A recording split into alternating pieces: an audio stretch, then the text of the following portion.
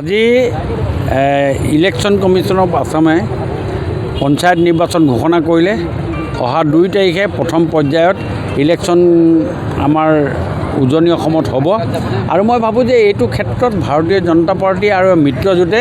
আমি আজি 2 মাহ 3 মাহৰ পৰাই আমি প্ৰিপাৰেশ্যনত আছিলোঁ যাতে ইলেকশ্যন যদি ঘোষণা যদি নাই কৰে সেইদিনাখনৰ পৰা যাতে আমি ইলেকশ্যনৰ কাৰণে আমি এটা ইলেকশ্যন মুডত আমি আহি গৈছোঁ আৰু আজি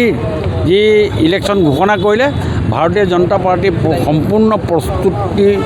প্ৰকাশ কৰিছে যাতে আমি সোনকালে আমি এই নিৰ্বাচনত আমি অৱতীৰ্ণ হ'ব পাৰোঁ। আমাৰ ব্যৱস্থা ভাৰতীয় জনতা পাৰ্টিয়ে কৰিছে। আমি প্ৰত্যেকটো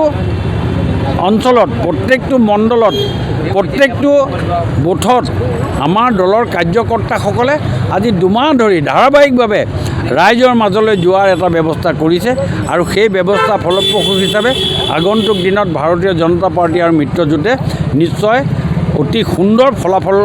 দেখুৱাব পাৰিব বুলি মই ভাবোঁ। কাইলৈৰ পৰাই যিহেতু মনোনয়ন পৰ্ব আৰম্ভ হ'ব, মনোনয়ন দাখিল কৰিব আৰম্ভ হ'ব আৰু ইতিমধ্যে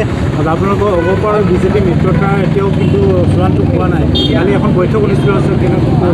কেনেধৰণৰ চাওক, আমাৰ মিত্ৰতা আমাৰ জেগা অনুযায়ী যাৰ য'ত প্ৰভাৱ বেছি সেই ধৰণেৰে আমাৰ এটা পলিচি আমাৰ দলৰ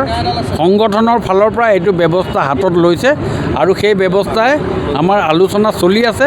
আৰু এই আলোচনাই নিশ্চয় এটা সুফল পাব বুলি মই ভাবোঁ। আজি ইলেকশ্যন কমিশ্যন অফ আসামে পঞ্চায়ত নিৰ্বাচন ঘোষণা কৰিলে।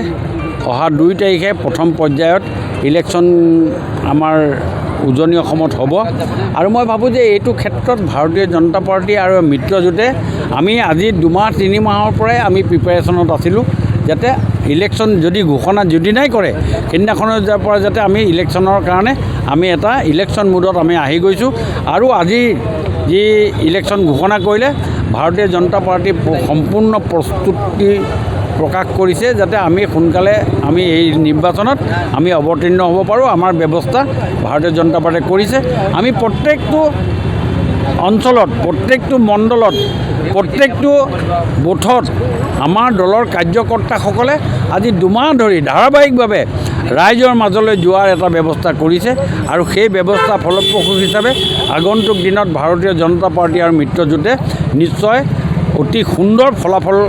দেখুৱাব পাৰিব বুলি মই ভাবোঁ। কাইলৈৰ পৰাই যিহেতু মনোনয়ন পৰ্ব আৰম্ভ হ'ব, মনোনয়ন দাখিল কৰিব আৰম্ভ হ'ব আৰু ইতিমধ্যে আপোনালোকৰ অগপ আৰু বিজেপি মিত্ৰতা এতিয়াও কিন্তু চূড়ান্ত হোৱা নাই। কালি এখন বৈঠক অনুষ্ঠিত হৈছে, কেনেধৰণৰ চাওক, আমাৰ মিত্ৰতা আমাৰ জেগা অনুযায়ী যাৰ য'ত প্ৰভাৱ বেছি সেই ধৰণেৰে আমাৰ এটা পলিচি আমাৰ দলৰ সংগঠনৰ ফালৰ পৰা এইটো ব্যৱস্থা হাতত লৈছে আৰু সেই ব্যৱস্থাই আমাৰ আলোচনা চলি আছে আৰু এই আলোচনাই নিশ্চয় এটা সুফল পাব বুলি মই ভাবিছোঁ।